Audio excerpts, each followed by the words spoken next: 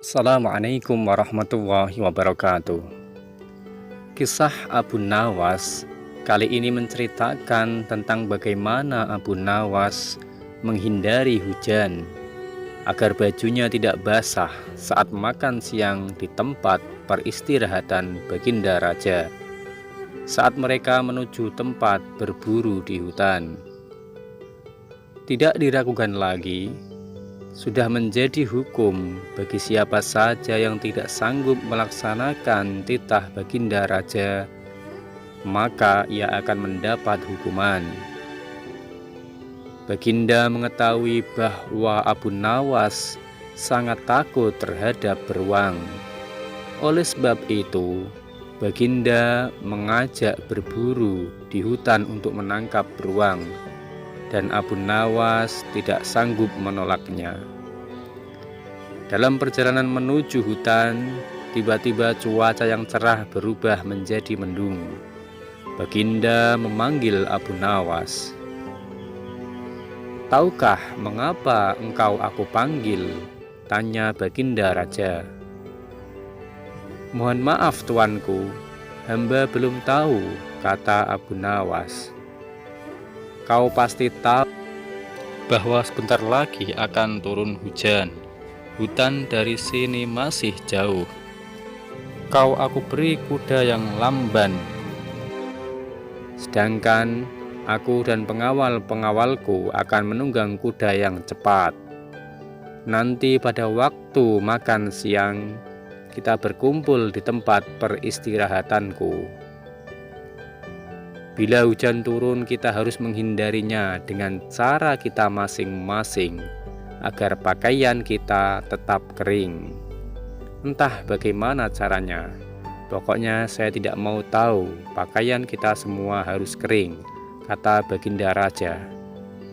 "Kalau begitu sekarang kita berpencar," tegas Baginda Raja. Kemudian Baginda dan rombongan mulai bergerak. Abu Nawas kini tahu bahwa Baginda akan menjebaknya. Ia harus mencari akal agar bajunya tidak basah saat turun hujan. Dan ketika sedang berpikir, tiba-tiba saja hujan pun turun. Begitu hujan turun, maka Baginda dan rombongan segera memacu kuda untuk mencapai tempat perlindungan terdekat, agar hujan tidak membasahi bajunya.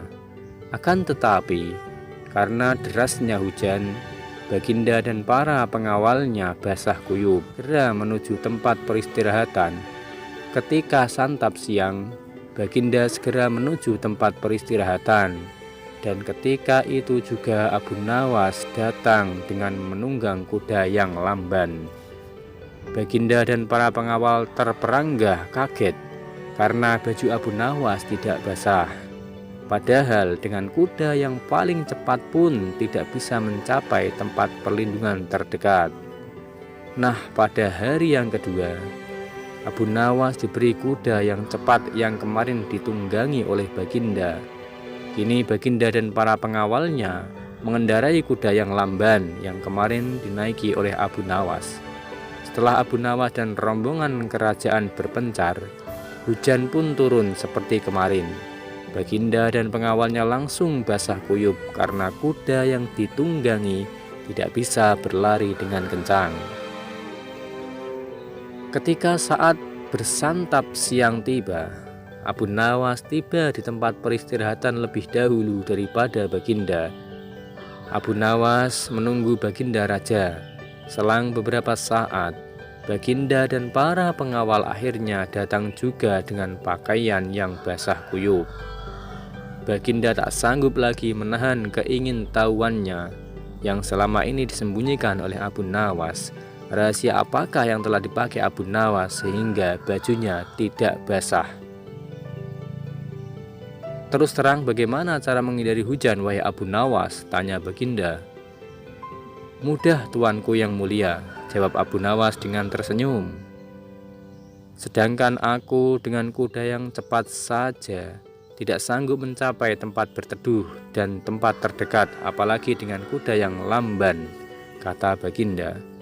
"Hamba sebenarnya tidak melarikan diri dari hujan, tetapi begitu hujan turun, hamba secepat mungkin melepas pakaian hamba dan segera melipatnya, kemudian saya mendudukinya di bawah bokong.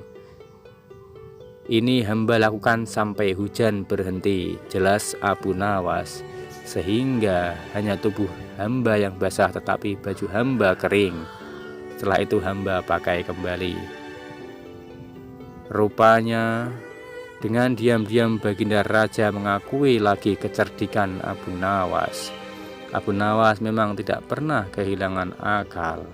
Dia selalu berpikir dengan sekuat tenaga untuk mencapai solusi.